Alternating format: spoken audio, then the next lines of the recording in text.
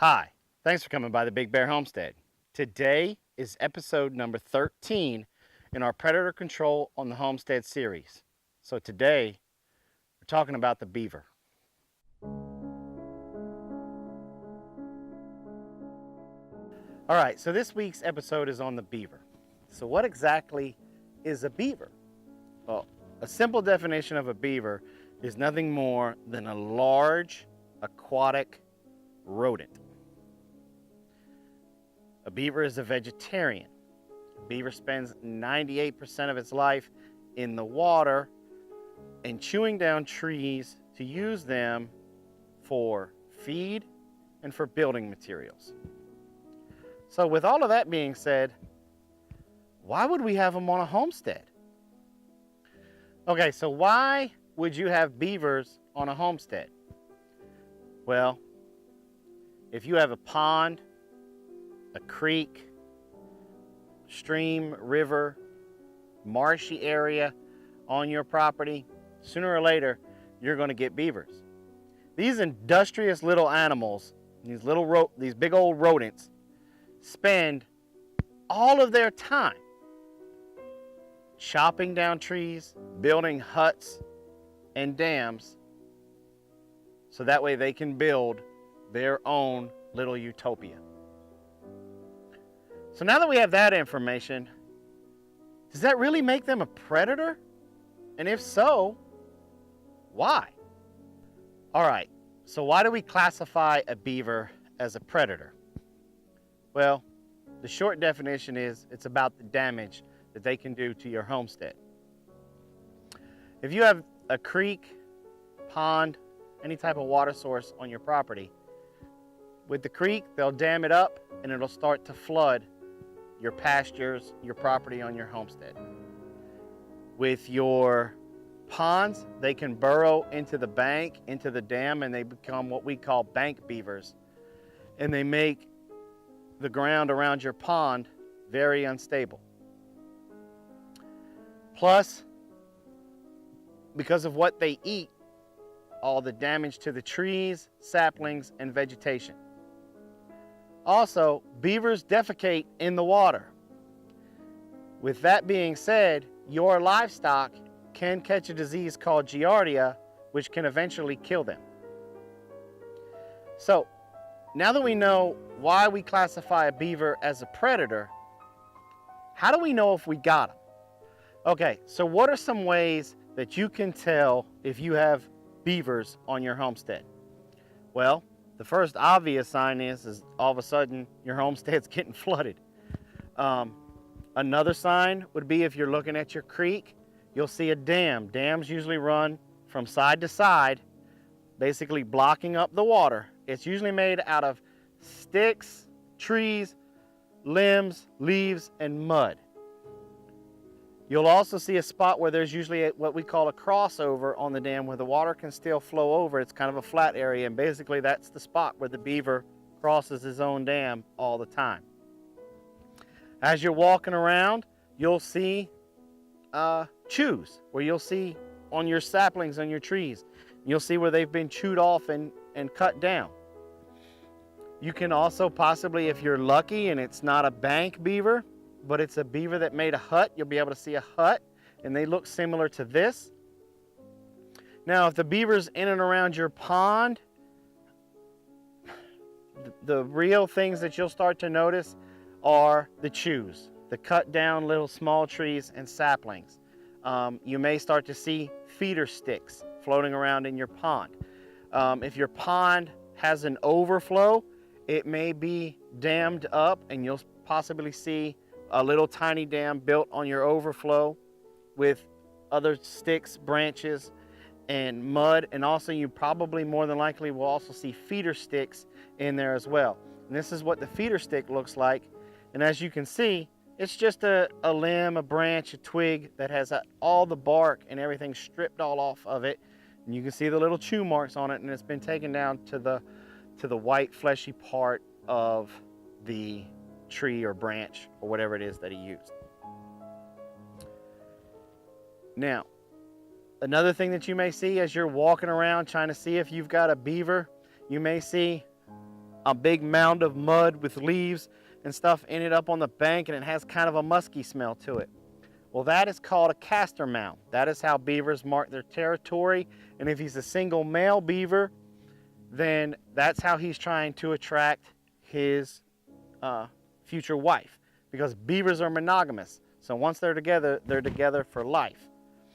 And once they've established their colony in there, you can have anywhere from one beaver that just moved in up to about 9 to 10 beavers in there at any given time, because she gives birth every year, and she gives birth to twins or triplets every year, and they'll stay with them for about 3 years, and then they push them off and they will go on downstream, or they'll go looking for another water source. So as you're walking around, you may find tracks, and they kind of look like this. Now, if you're really lucky and your water is very clear, you may see beaver scat at the bottom of the creek or whatever, and it looks like a big chocolate meatball sitting down there on the bottom. But most of the time you don't get to see them, so we're not even going to include a picture of what those look like, because once you see it, you know that's exactly what it is. So now we know what to look for. Now we know we got beavers. What can we do about it? All right, so now you know you got the beavers. What are you going to do about them? Well, to be honest with you, there's no deterring beavers. You got to go straight to the steel. And depending on what state you live in, 98% of them, 99% of them, all in most counties have a bounty on beaver.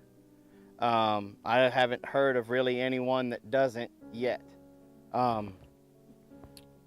Beaver is a fur bearer, so it does have a season. There's no closed season on beavers here in Georgia, and a lot of our counties do offer a $25 to a $30 bounty on the beaver. Unfortunately, Elbert County is not one of them. But there are 3 main traps that I go to. I'm not going to discuss snares with a beaver because, one, I'm not a fan of snares. I use everything I can with the beaver, and we'll talk about that in a second. And a snare can rip and cut the fur. Plus, if you don't have him on the right slide and he doesn't slide down with a snare, a beaver will chew out of it. And then you just educated him. So I use all lethal style traps. Now, the first one right off the bat is the big conibear, the 330.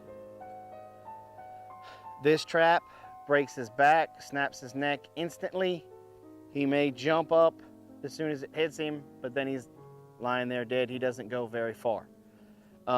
You always wire your trap off,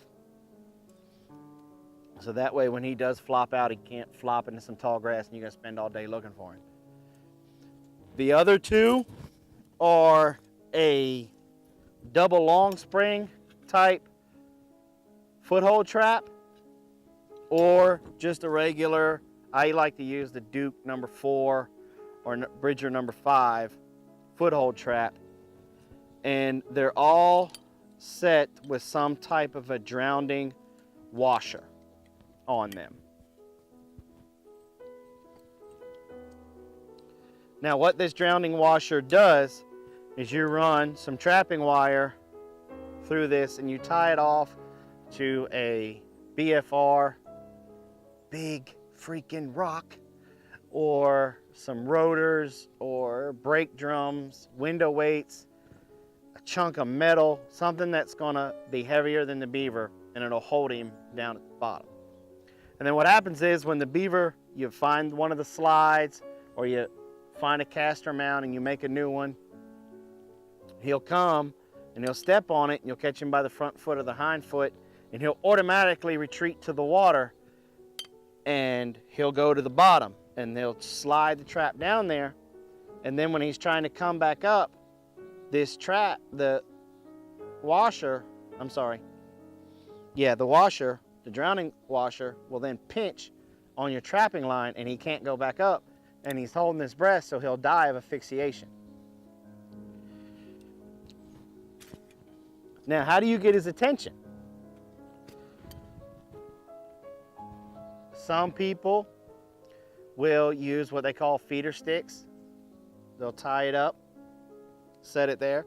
Some people will set what's called blind sets. And I'm notorious for it, I'll set a crossover in a heartbeat, where I'll just, as you walk up to the dam, you'll find a ledge where he swims up and he always places his feet. I'll stick that double long spring or number 4 right there. And when he lands to go to cross over and he sets his foot there, blammo, I got him. Straight to the bottom he goes. Now, if you're gonna try to attract him, you can use castor.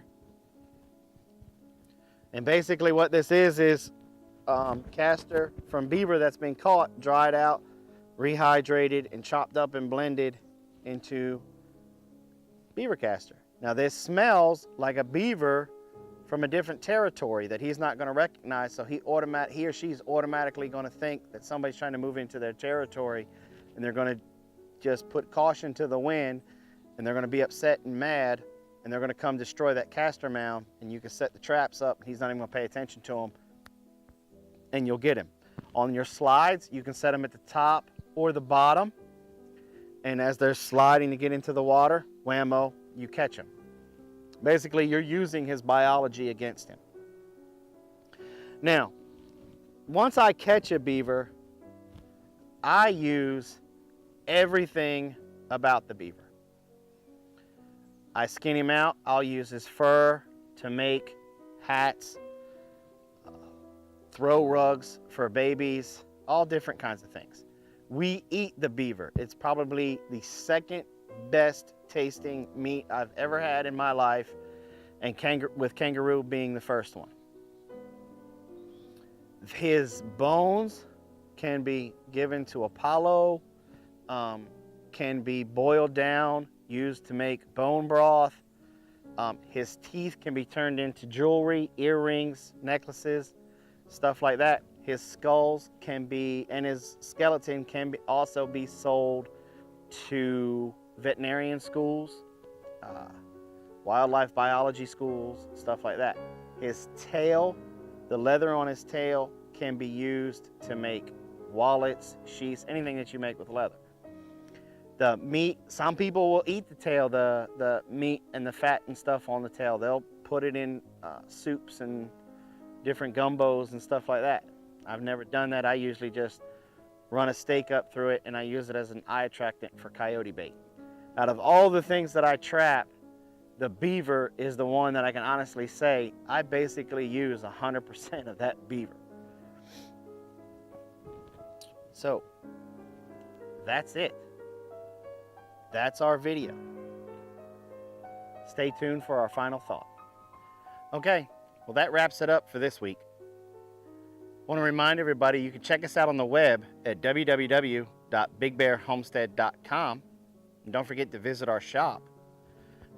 Come on over to Facebook, give us the like, and you can also follow us on Instagram and Twitter.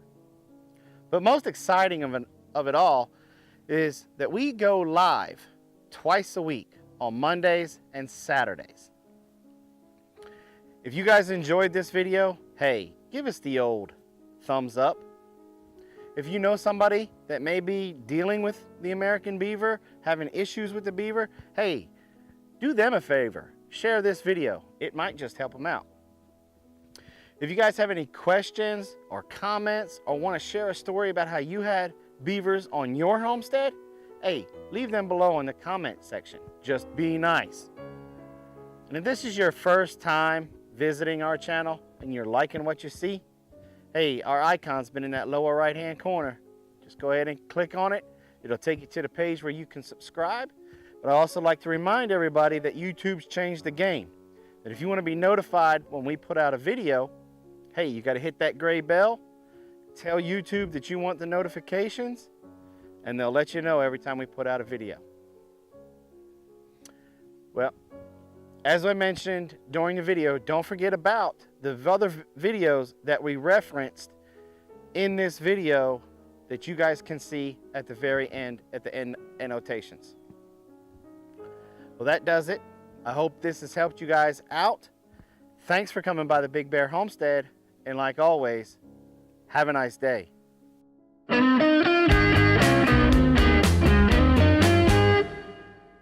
A generic definition of the beaver, it's a small to medium to large to extra large, because I just really just screwed this all up. I tried to switch something around and I shouldn't have, and I should have rolled with it on how we wrote it down, but hey.